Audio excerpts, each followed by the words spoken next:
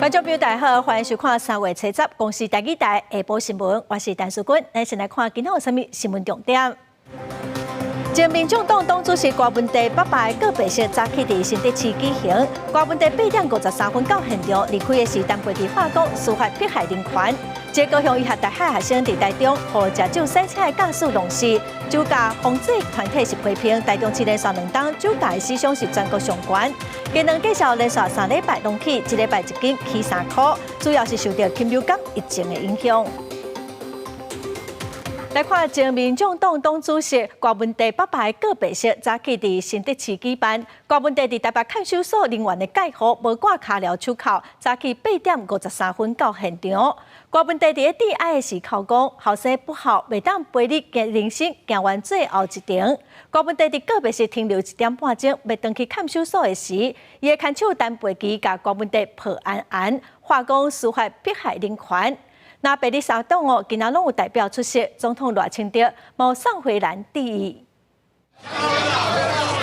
面内拢无表情，无挂手铐，也无绑卡寮，由介护人员介护来到现场。前民众党主席郭文铁7日早起自台北看守所到新德奔丧，前路的有拄到塞车，因过伫8点53分左右到现场，赶上郭文铁老爸告别式加祭。伊是自会场的后壁入去，无对头前入去，所以支持者无看到。因为加济无对外开放，因过永远让听到郭文铁目屎含的伫咧念堆书文。2013年，当我可能参选台北市长的消息传开以后，我父亲从新竹搭车到台北，跑去台大医院劝我好好当医生。他说我在二大失去父亲，我不要再失去儿子了。我最后的决定，让你这10年来为我操了不少心。郭文铁也甲老爸会师咧，讲伊到60几岁啊，也阁互老爸替伊烦恼，也请老爸安息，伊会坚强面对挫折甲打击，也会照顾妈妈，相信苦难会过去，总有重见光明的一天。特别在我最困难的时候，所以谢谢大家，谢谢大家今天的帮忙哈。那请大家放心了。郭文铁10点16分左右由介护人员介护离开。离开的时阵，郭文铁的看守陈培基情绪真激动，大声喊司法迫害人权，边的小草是大声喊阿伯加油。郭文铁奔丧即家伫咧会场点差不多1点半钟。郭文铁的妈妈是希望郭文铁请假奔丧会当点较久咧，不过无法度，唔是会当决定的。做儿子的人应该要这样。谢谢。好可惜我不能说什么啊。对不对？不是我决定的。那6辈拢有敬爱人士参加告别式，总统赖清德虽然无到现场，因有送回拿。前总统蔡英文也送回拿，因为前总统马英九加前总统陈水扁是亲自到场。人死为大，我理当送他最后一程。今天大家都是用哀悼心情来参加。柯爸爸。这一生当中能够为台湾的民主有非常大的一个贡献。包括民众党秘书长周有修加郭文铁共事超过30档的前民众党立委蔡壁如拢有到现场。不过民众党主席黄国昌是因为伊的老爸也伫最近过身，无方便到场。台北看守所讲，依法派人介护郭文铁登去厝的，探视的过程拢依照规定评估现场的介护风险，适时适当的介护模式。所来也关心郭文铁身心的状况。公视新闻采访报道。再来看3月7日透早，台中西屯发生死亡车祸，一个23岁姓吴的查甫人，伊无驾照，佮食酒赛车，弄死一个走外送做线工的高雄医学院的大学生。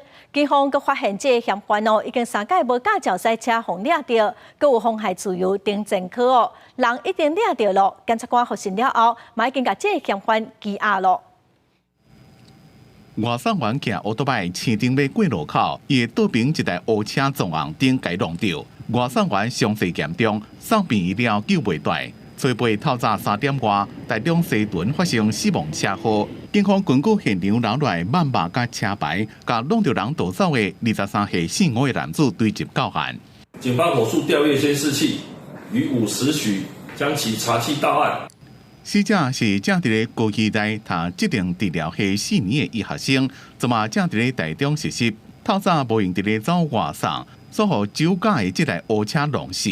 家属听到消息赶来病院，伤心挡袂了。无想到讲今日会发生这种意外，死者姓陈的男子伊的查某朋友讲，走外送才1个月内就出意外。最后一次跟你联络是什么时候？就3点多的时候。说我要回家了吗？差不多。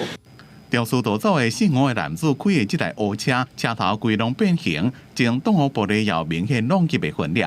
警方查出伊是洗车厂的员工，暗时甲朋友去 KTV 唱歌啉酒了，无驾照就洗车行的车要转去。出代志迄当阵酒测值是0.37，而且这毋是伊第一遍违规，之前有捌3遍无驾照赛车，一个损毁甲妨害自由等前科。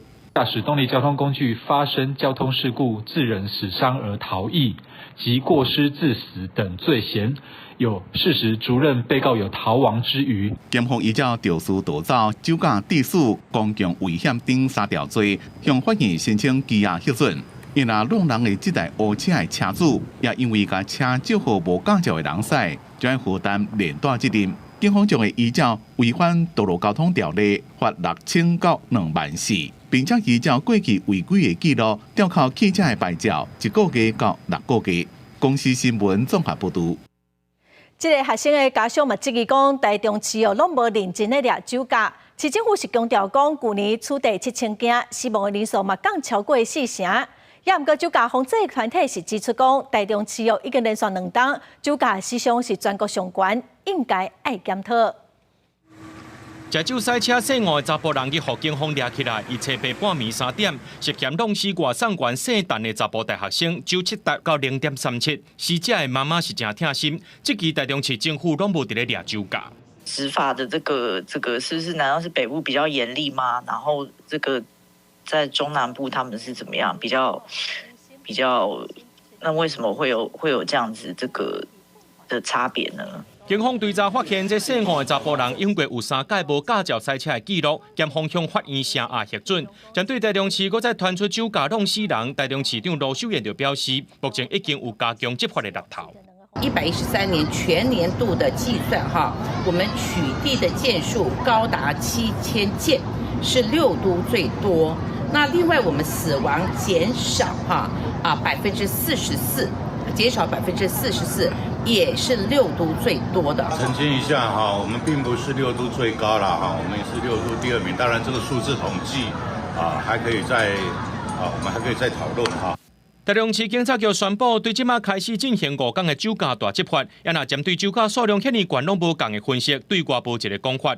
根据着交通部的统计，台中市酒驾事故致死人死伤，2024年虽然平23年减少211人，但是也是连续2年拢是全国上悬的。酒驾防治团体是认为应该要有系统化作为。那面对这样子像一个无差别杀人事件，像一个恐怖攻击，他在路上可以先从自己的地方自治条例，他要不要针对这些贩酒的场域有一些什么样子的规范？这一个场所出来的，那你连带要不要负什么责任？台湾酒驾防治社会关怀协会表示，酒驾的防治袂当干那靠精线执法，颠倒是爱找源头的方式，关这酒品来源，也个对业者有相关的约束。建议应该爱下局处来合作，定出着驻地条例，才当防止类似案件搁再发生。公司新闻综合报道。春天的天气变化是真紧今仔透早全台湾上悬是到30度，也毋过拜四开始受到2个方面的影响，全台湾拢会落雨，落到礼拜温度嘛降真侪拜六礼拜阁有一阵冷气团会影响台湾。拜一出日头的好天，民众穿短裤、短裤出来运动，甚至阁有人热甲烫白体。气象署表示，拜一各地高温伫咧24度至28度，拜二到拜三甚至有可能出现30度以上的高温。气象署爱民众把握这几日来的好天，因为拜四到礼拜这段时间受到2波方面影响，全台不时拢有短时间的强降雨。有些西半部地区可能都有一些局部较大雨势发生的机会，特别要注意有雷雨会发生的情形。除了拜四会开始落雨，气象署表示，拜六礼拜各有一波冷气团落南，到时北部东半部低温只有13度，中南部低温嘛干那16度。气象署提醒，这波冷气团影响台湾的时间会较长。这一波冷气团可能会持续影响的大概时间是比较长一些的。 或许我们可以再持续观察。即马台湾进入春天，春天的天气变化真大，天气黏咪寒、黏咪热。气象署提醒，以英国的天气形态来看，台湾的3月份、4月份也有可能有冷空气影响台湾，嘛提醒民众高衫唔通先收起。记者陈亚轩、柯敏哲台北报道。 鸡卵的介绍连续3礼拜拢起哦，一礼拜的大麦价甲产地介绍1斤嘛拢起3块。两商工会是表示讲，因为开学了后，学校的需求增加，另外嘛是受到禽流感疫情的影响。但现在要涨价哦。民众透早去买菜，发现鸡卵的价销有变较贵，以这边商行做例，目前卖价销是1斤44块。业者讲，因为进货连续咧起价，若买10粒，差不多比2礼拜进前爱加开5块。一般婆婆妈妈会觉得怎么一直涨价这样子，那还告知有禽流感。我上礼拜买是还没有，可是就已经开始这几天有听人家在讲。我都没问过哎，我就买，那不管便宜贵，我就是要买啊。台北市卫生工会表示，禽流感致使产地减产，经过开会决议，这礼拜卵的价销会连续第3礼拜起价。拜一开始，大麦价销为1斤37块起到40块；拜三产地价销会为1斤27块半起到30块半。价销连续咧起，除了禽流感疫情致使产地损失，开学了后卵的需求增加嘛是原因。后续价销敢会阁有变化，关键要是禽流感的疫情。应该短期内不会再涨了哈，因为已经调3次了。看疫情的那个发展了。现在国内禽流感的疫情，顶一日中华大城土鸡场去挖到 H5N1 高病原禽流感，台北3万只鸡。农业部统计，从2024年稻照开始来过冬了后，咱国已经抬超过31万只鸡。防检署顶一日表示，甲附近的国家也有欧美来比，疫情算是有控制掉咧。公司新闻台北报道。中央银行要伫3月20日开理监事会议哦，外界认为可能会阁成立式。经济部嘛要伫3月中下旬开经济审议委员会，那登记企业物价嘛可能会对起。有央行的理事就指出讲，目前的消费者物价指数是阁无降利息的空间。点心店开门做生意。电火、电风、冷气，甚至是营业用的冰箱，万项拢是成本。经济部3月中下旬就要召开电价审议委员会，讨论电钱敢是要起。不过，伫这进前，煞是先提出一个难题给中央银行，因为3月20就是今年头一季理监事的会议，外界预测会有预防性升息的压力。这可能是2个升息的，我觉得比较重要理由。第一个就是预期性通膨啊，因为就是要预防性的升息啦。对，那第二个就是刚才主贬哈，升息的话，那台币的利率会强一点。我觉得可能是持平的可能性可能比较高啦。审查了后，台经院院长也就是中央银行理事之一的张建一，都捌指出，4月份电价面临爱起的压力，恐惊会成做未来物价跌得起的原因。无排除会冲击民生服务业，加上美国总统川普加扣关税、联准会货币政策等等，国内消费者物价指数恐惊无法度登去到 1.5% 以下，也就是中央银行总裁杨金龙捌讲的降息的标准。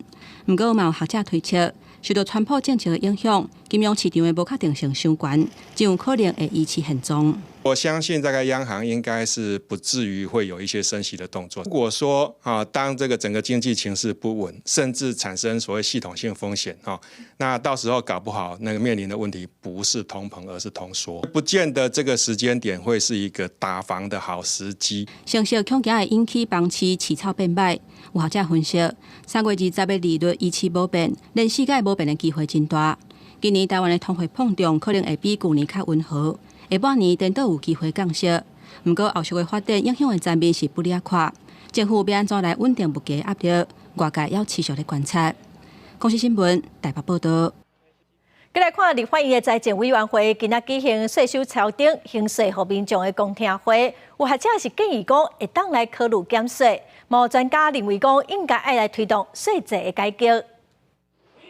伫去年的税收超前5238亿，创史上新高。国民党立法院党团伫最近强烈地推扫全民普发现金1万块，随着立法院财政委员会召开税收超前害税有名公听会，找学者专家来讨论少子化跟这个高龄化的这2件事情哈。那我也希望这个我们立法单位跟行政单位可以多多的去考量这一块哈，真的让人民有感哈。其实花6000块，花1万块，感觉的没有那么强烈，不会把这个超征的税收啦、税基剩余啦，好好的用来积极还债，税制又不合理。为了对纳税人做交代，以及对我们后代子孙负责呢，我干脆就认为还税于民了。针对税科收入实情数超过有算数，财政部已经成立税收估测专案小组，同时委外建立真正中央政府内地税收估测模式，借此来提升税科收入估测的精准度。财政部表示，税科收入比预期较悬，是依法征收，并不是外界以超收的名称来误解真济，超过本来应该扣税金额所衍生出来害税给民众的证据。所以，若是无考虑到整体预算的收支情形，恐惊有估税发现金的疑虑。财政部也记税科收入犹如预期，是无顶当财政存余的3大理由来反对害税给民众常态化。如果说你真的想还钱给我的话呢，5月纳税要到了，你可以少收一点税给我吗？就好啦，大家打8折、打7折就好了，不用这样来来回回的，因为很累。如果超征的税收全数都用来就是减少举债或是还债，那债务余额还是继续增加的话，不管是普发现金，每发1块钱就要举借新债1块钱。行政院主计总处是警告讲，若是税科收入实情数超过有算数的额度，达到有算法常态化规范限定用途，以后恐惊无法度保持弹性，应用国家重点施政的项目。因若普发现金敢未通过，依然是继续讨论才当定案。公司新闻采访报道。来看台湾的皮肤科医学会统计全台湾400间区域病院跟地区的病院，7成拢无皮肤科的专科医生，主要是因为一寡医学系毕业的学生拢直接去做医学美容咯。伊家是烦恼讲未来若有皮肤动症的病人，恐惊会真歹找到专科医生。有的民众若拄到皮肤会痒、会痛、碰拍等等皮肤的问题，拢会去医疗院所挂号，互皮肤科的专科医师看。药涂又痒啊，都没等筋啦。所以这次换药好像好一点。很严重的异位性皮肤炎，就是到天气转变的时候就会好发的很严重。住院的病人他可能会伴随着可能因为不管是因为药物的过敏啦，或是感染的这些状况，甚至都需要有皮肤科医生来帮忙做一些我们叫皮肤切片的一些检查。不过根据台湾皮肤科医学会统计，全国有400间区域病院甲地区的病院，有甲7成拢无皮肤科专科的医师，出现人力的断层。原因包括有一部分的人，医学系出业考调医师的牌了后，都直接做医美，或者是完成 PGY 训练了后，都投入医美的领域。医界烦恼讲，万不利若出现皮肤病动症的患者的时阵，敢来当送去医学中心，这互病院塞车的现象会愈来愈严重。这些皮肤炎、干癣这些，它可以很严重影响病人生活品质的急重症的疾病，健保的给付也把它视同是一般的疾病，所以它的。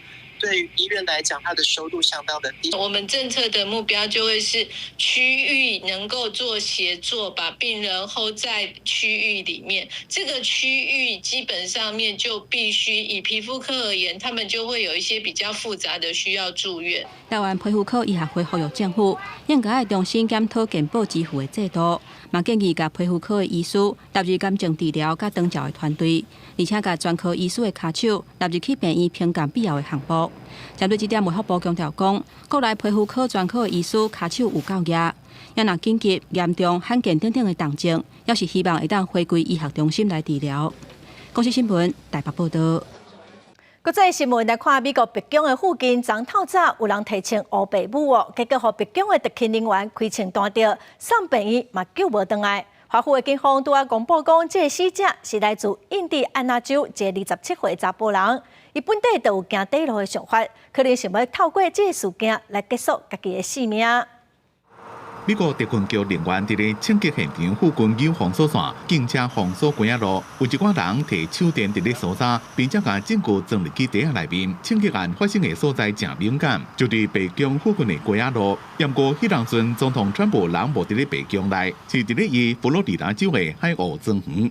美国特勤局发声明讲，找到礼拜日有一个查甫人伫华府附近，甲执法人员发生武装冲突，和美国特勤局人员开枪射着。所以拜六，当地警方就接到情报，讲有一个可能是来自印第安纳州有想要自杀的人来到华盛顿特区。大约伫咧半暝的时阵，特勤人员伫咧西北区17街甲 F 街附近发现这个人的车，并且伫咧附近看到一个符合描述的人伫咧路的行。特勤人员挖近伊的时阵，这个查甫人甲穿野拽121，坐落来就发生武装冲突。特勤人员伫咧冲突中开枪，特勤人员是无人受伤。伫这几年，北京附近发生过几落件类似事件。2016年，有一个查甫人伫北京安全门头前甲穿野拽。和安全人员射杀，也有2023年一个20岁印度移民赛车想要冲撞北京的安全围栏。川普去年一个竞选的行程，和一个庆祝暗杀鱼仔受伤。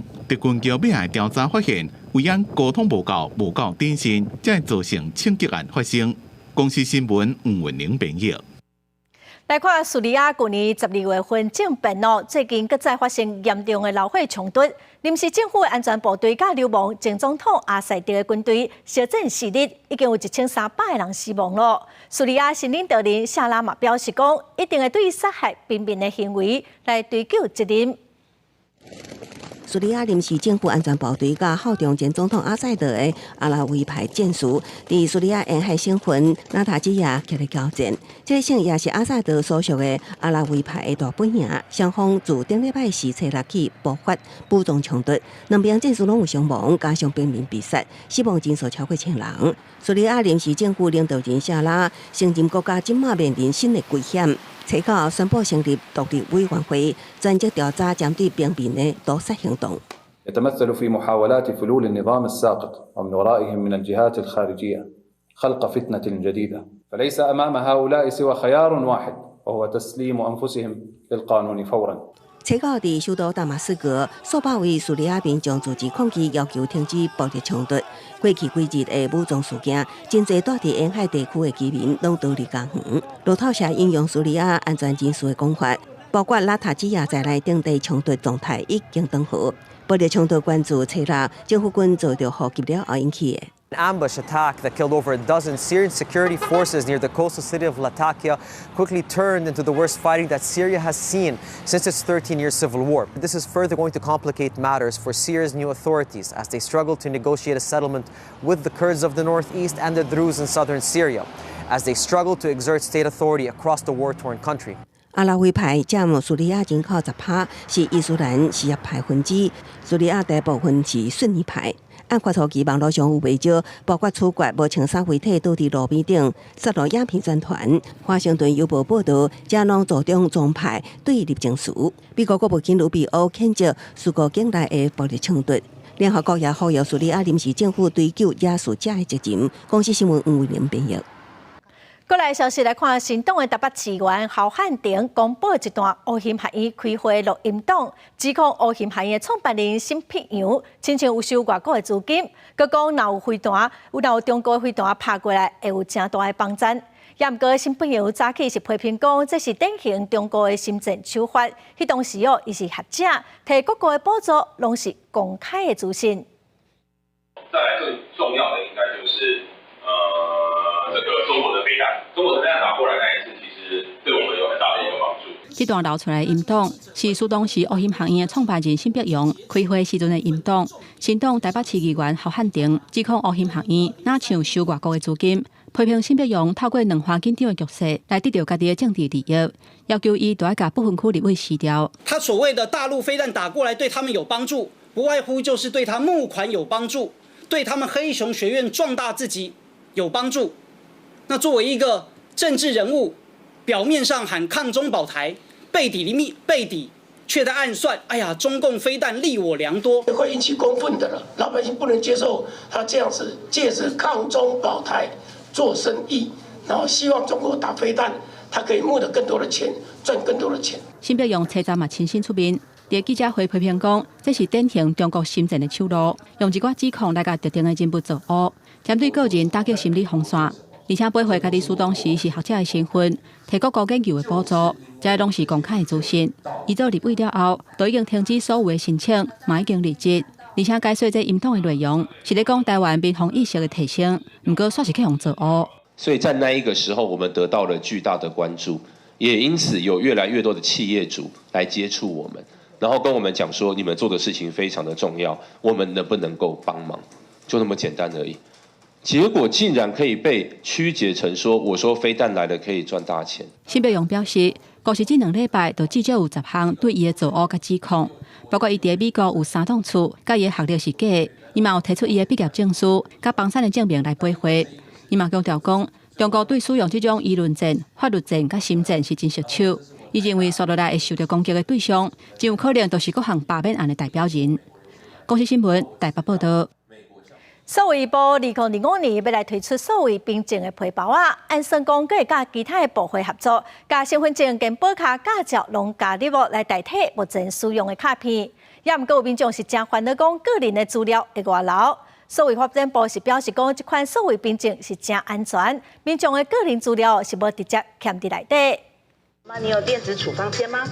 加以前去药局领药啊到位啊，才发现无啥就处方签，是吗？只要手间一扫，有输入马上知影你要爱领什么药啊。为着互民众生活会当更较利便，数发部2025年推出数位边境钱包的 App， 甲各部会合作，毋但会当放政府核发的证件，亲像是身份证、健保卡、驾照、技术师的证照等等。未来包括特殊身份买票、银行开户、查保单、超商的会员卡、甲领会验证、办手机等等，买当加入数位边境的钱包扩大应用的范围。强调我们不是要发数位身份证，也没有要发证件在数位皮夹里面，依照国际的标准去打造，所以未来是在跨国的使用上是有它的互通性的。虽然数位钱包会当降低伪造证件的风险，嘛会当由使用者家己决定想要公开什么款的资料，避免文书风化现现。不过，台湾网络诈骗是世界赢杯，民众若点入去千分的网址，或者是建构平台中华电信叫骇客入侵，各自恐惊有流出去的记录。可以选择性，你可以要揭露什么就揭露什么，而且你原则上就是手机了，你就不用带那么多证件了。不管是用手机做脸部辨识或者指纹辨识，那就确定是你本人，你就不用担心被别人冒领。因为我的程式码释放出去，而且在整个数位凭证皮夹，它本身的架构是做分散式的处理，那所以它就不会有一个集中式的资料库，就可以避免说因为这个集中资料库产生的问题，而造成民众的资料外泄。另外，考虑数位落差甲集会使用者的需求，数位钱包并不是强制性的，民众要是会当选择使用传统的身份证，提供予第三方来验证。因若数发部嘛要拼今年的12月份，决定应用的场合来试办。公司新闻台北报道。教育部按算要调整全科以上学校兼任教师聘任办法咯，要求私立学校兼任教师的钟点费袂当比公立学校的标准较少，按算8月实施。高教工会是表示讲，2万元的兼任教师的钟点费32档来拢毋捌调过，阁无到公立大学8成，因要求教育部应该赶紧来通过，提供兼任教师保障。偏偏伫大学教册，公私立大学的兼任教师薪水差真侪。根据教育部113学年的统计资料显示，有64%的私立大学兼任教师的钟点费比公立的兼任教师较低。有兼任教师表示，大约这10年左右，公立大学兼任教师钟点费已经调悬4届。这几年兼任教师伫公私立学校的钟点费愈差愈侪，而且因用家己私人的时间做学校的代志，也袂使申请钟点费。除了私校的太低，还有什么？上课前要不要备课啊？我不是就是这样子上去，就是这样乱胡讲乱讲。备课时间没有钟点费，那考卷要不要改？要改啊！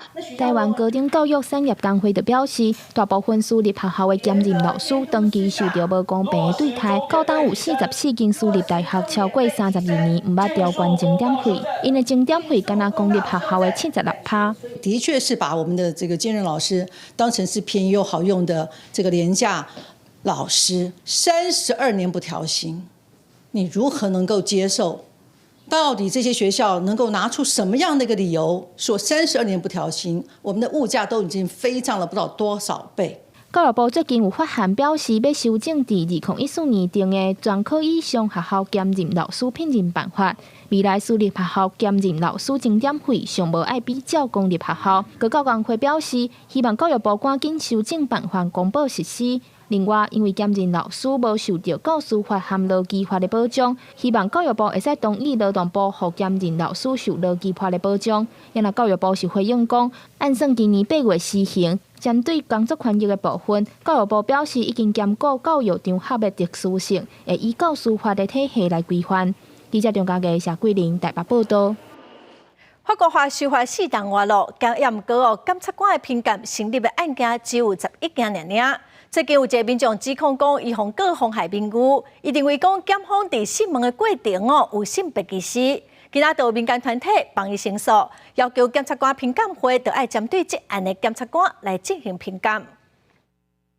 声援 MeToo 反被告。大声喊口号，民间司改会加妇女团体最近伫初10开记者会，希望检评会做个案调查评鉴。因讲的就是这件案件。出席的2位当事人有共建公文跟转发到脸书，这个瓦利斯诺干在某一个会议上性骚扰年轻女性的事件，后来他被瓦利斯诺干告诽谤。侦查庭的时候，就有很多的言辞是有性别歧视，还有刻板印象的，包含说对方是文学界的知名人士，你这样做适当吗？你们这些人是不是键盘侠？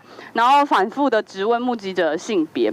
前摆就看到MeToo事件，李小姐伫咧 FB 讲材料声援。电脑3号涉入案件的加害者故意妨害名誉，伊指讲检方伫咧调查时阵，承办的4单的检察官问案时阵有问题，纪录片出现性别歧视的不当言论。同款被告一个转发大文的严先生，伊也亲自出面，指控检方伫咧讯问时阵，常常有偏颇的言论，所以民间司改会向检察官评鉴委员会请求调查涉案的检察官。且在2020年之后的法官法，我们是人民可以请求评鉴的国家，这是一个独立的评鉴请求单位。可是4年来，人民去请求的时候，其实目前都是挂零的，没有一件是成立的。若是要求按查明几件代志，也即期法官法已经修法超过4年。不过，人民请求的评鉴案件无一件成立。各委员我们也都会依法处理，也会公正公平，也会体谅民众的心。检评会派人修正，面对民间的质疑，强调相关案件业务拢会公正依法依程序来处理。公司新闻采访报道。地方的消息来看，宜兰头城的石城里台二线112公里的所在伫去年凯比风台扫过，即马是搁在崩山。最近搁一直落雨，民众是真烦恼哦。县政府最近是摕到中央900多万的经费，会来改善，按算10月完成。农业部嘛按算伫年底进前会甲附近划做暂时区流来加强移境。土石为遍布出落来，也搁带着未少土沙水影响附近的道路甲住户。宜兰头城镇石城里台二线112公里的遍布继续无稳，严重影响附近住户甲台二线交通。对生活有造成影响无？这附近的居民会惊遐无？当然是会啊。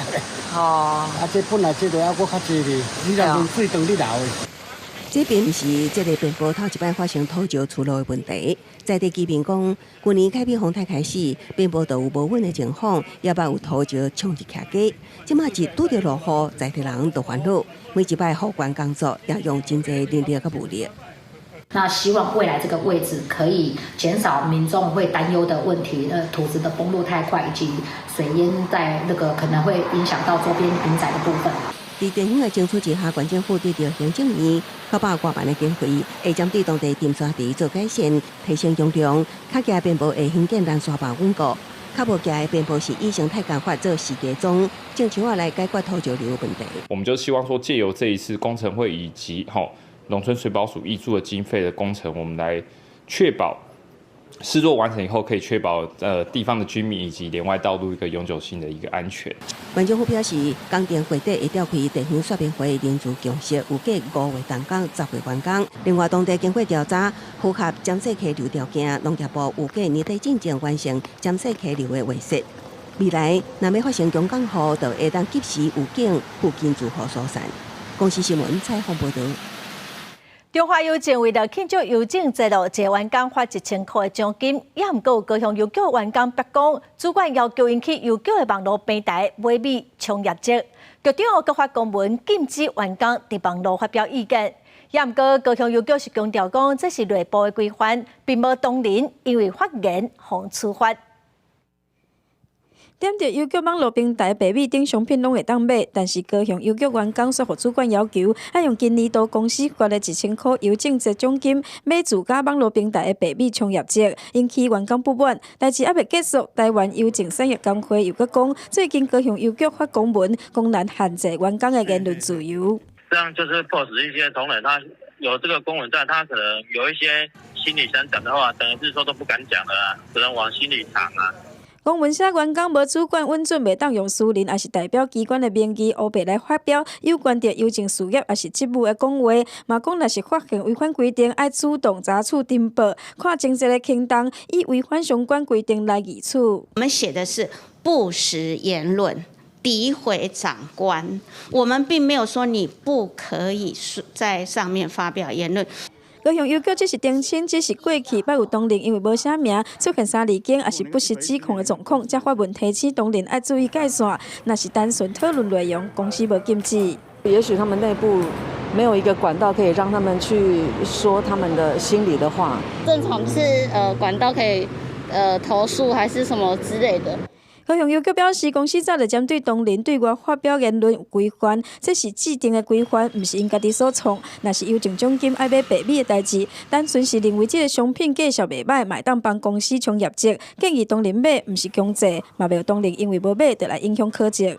公司新闻王刘婷丹、hen坤cường报道。来看桃市政府龙潭区公所要办龙潭归乡文化节咯，有人是批评讲，公所逼一寡生到较水的公务员做亲善大使，这是一种霸凌，嘛是无法女性哦。也毋过区公所是强调讲，目前哦，搁在筹备讨论的阶段尔。精彩刺激白龙船的比赛是闹热滚滚。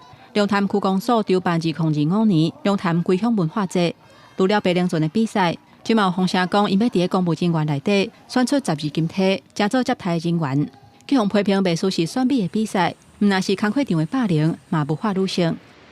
有点物化，只要他有那个意愿，他有那个心，其实不用说要多条件多好。我觉得不算是物化，活动的话，就是我觉得还是需要一些就是比较体面一点的，对，我觉得还是必要的啦。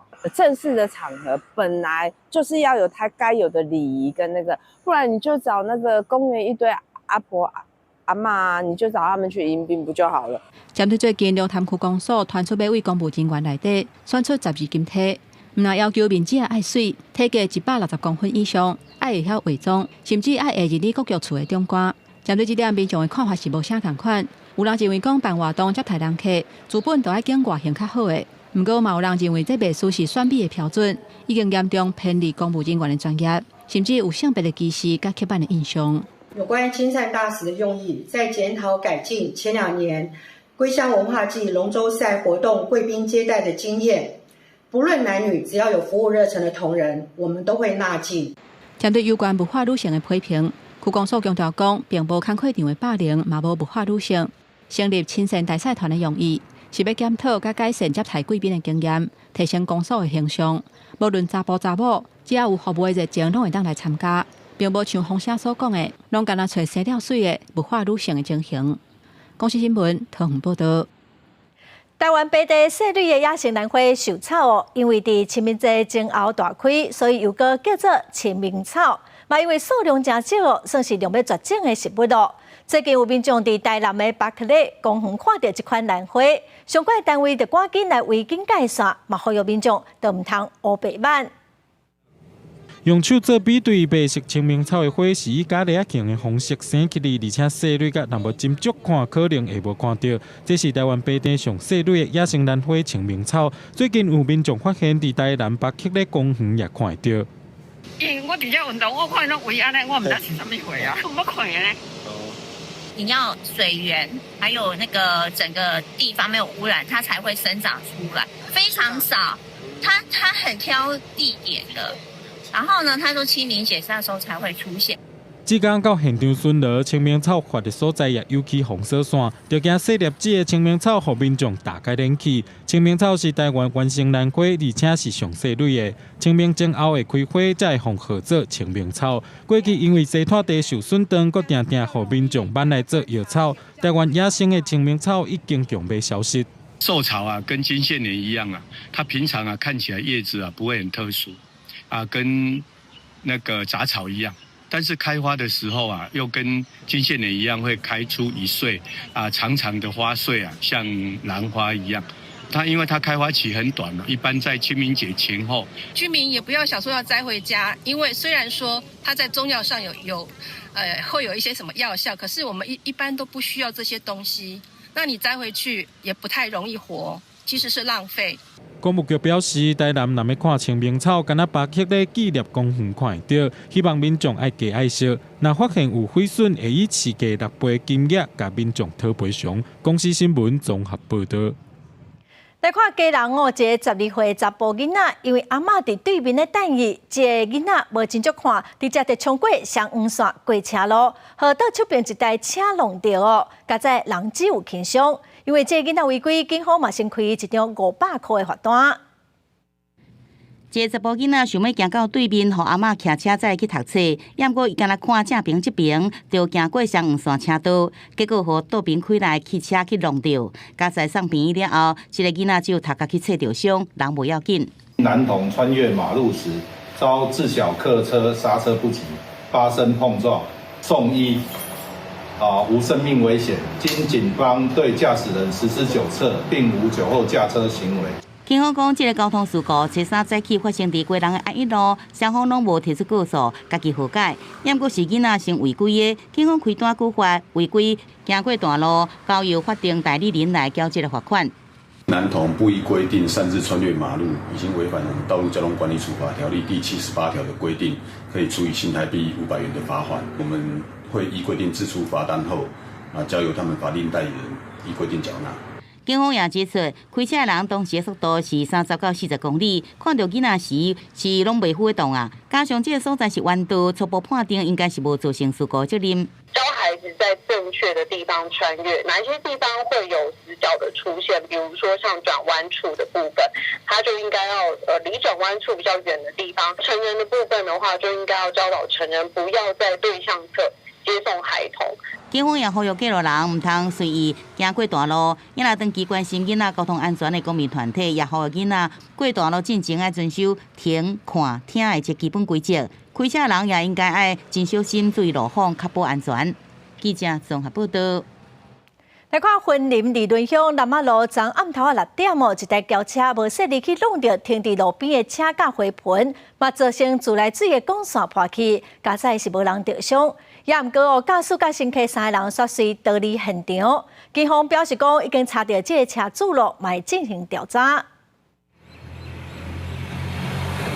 这台白色的车若从西上紧，伫云林志伦乡南马路无细处骑着路边的树围仔，佮直接弄着停伫咧路边的乌色轿车。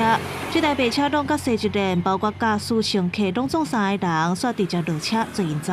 像这台车伊伫后壁弄的时阵吼，这台车搁有摔头前，骑着电话跳，啊，所以迄台车头前嘛规个拢凹去，啊，迄台肇事的车就撞到中间嘛，中间大概有三个人查甫的吼，啊出来了，物件摕摕就走咧西边走咧巷仔路啊走去。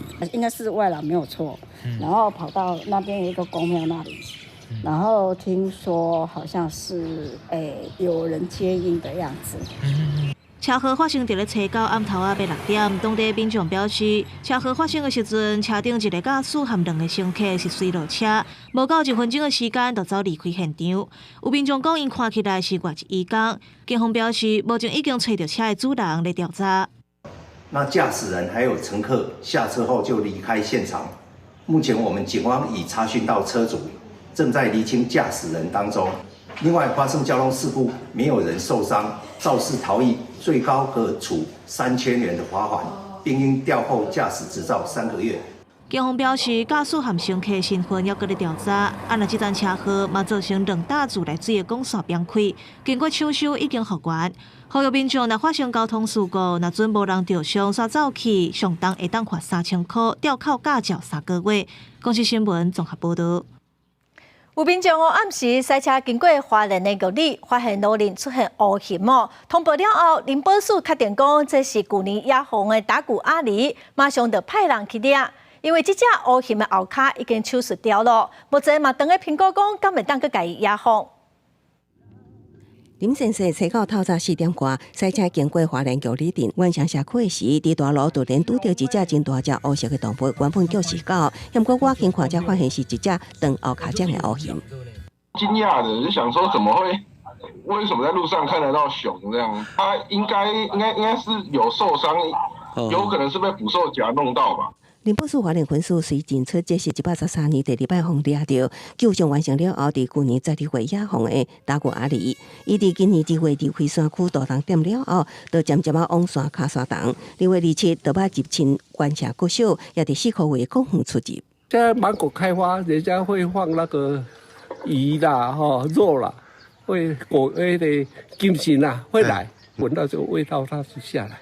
为着避免人禽相赌，林保署花莲分署车狗启动掠行，车狗早起成功掠到，发现伊变得较瘦，和外界真烦恼打过阿里的健康状况。说黑熊其实它在渡冬的时候，山上比较缺乏食物啦，所以可能会明显消瘦，这个是一定的哈。但是在那个打鼓阿里，我们看起来是因为可能在去年有大台风，减少了这些相关的食源，所以它才会往下移动。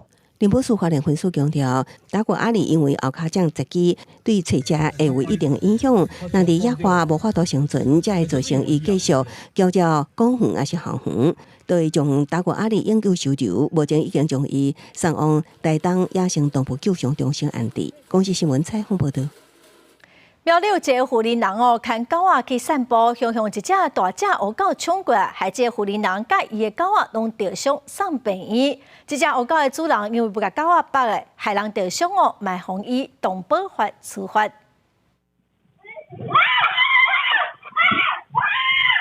老太太叫甲真大声，听会出来当时有偌尔啊惊吓，本来都已经徛起来，佫叫大乌狗为后壁大来扭踹，老太太佫倒落坐落去，大只乌狗继续攻击，事后想到还佫心惊惊，就直接扑过来抓，然后后面我就先抱着我的狗，我当时很混乱的，我就它一直咬，然后我就一直围着我的狗，一直抱着我的狗，我有站起来又把我扯下去，然后后面他抱着狗。咬他屁股就把他扯走了。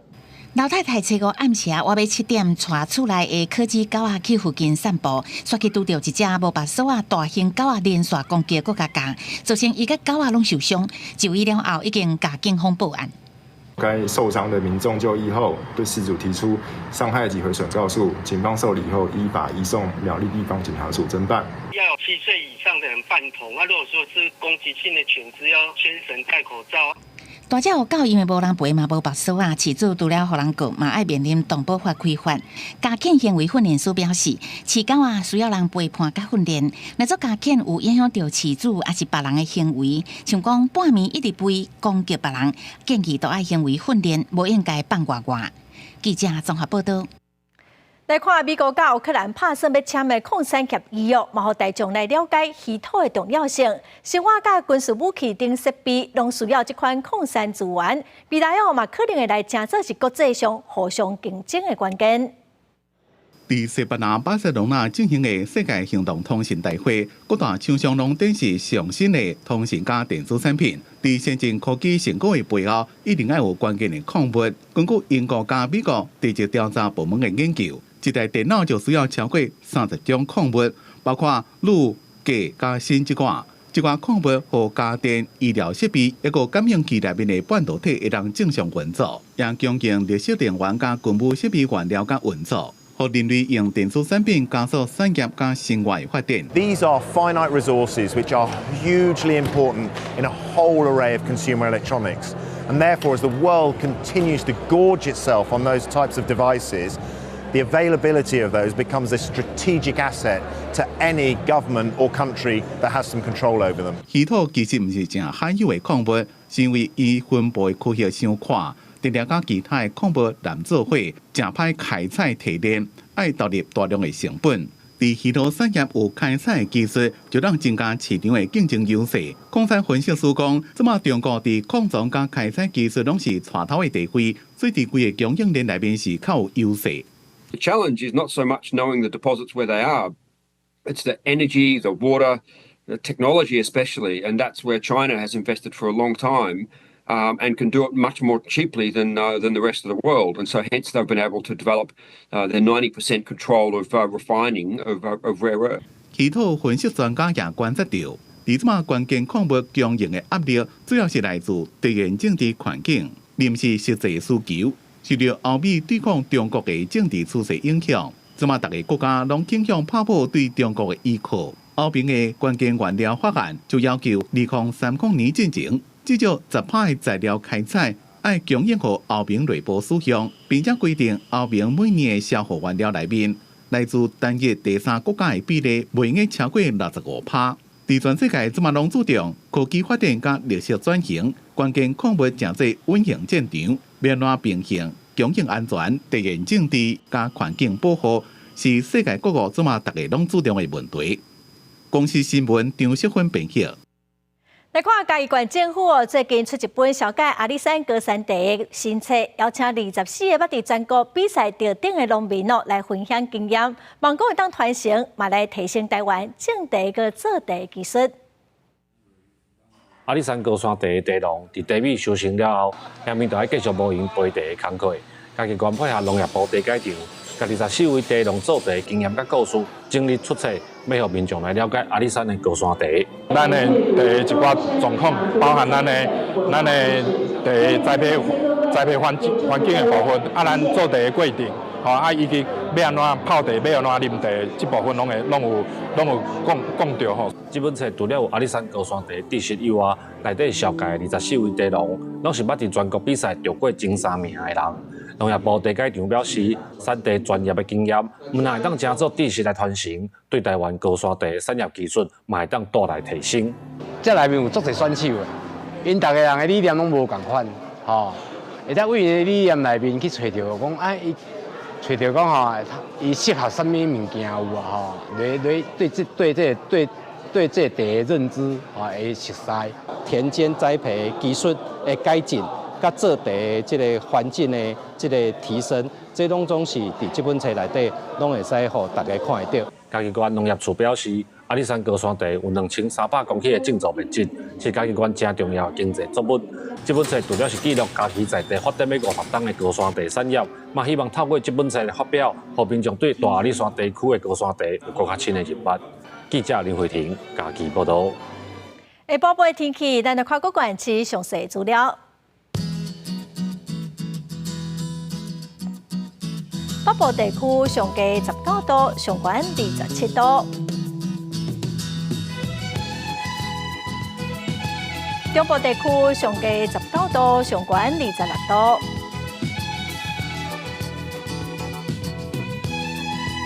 南部地区上低22度，上悬28度；东部地区上低22度，上悬26度。外岛地区上低13度，上悬20度。再来看未来3天的天气。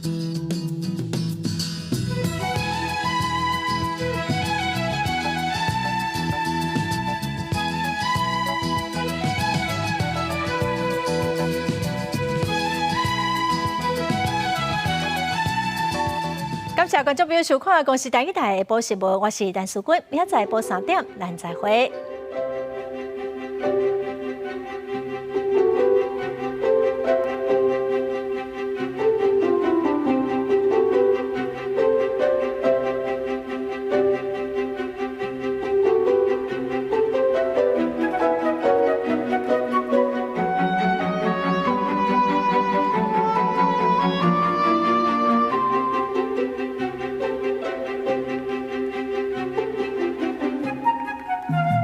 了。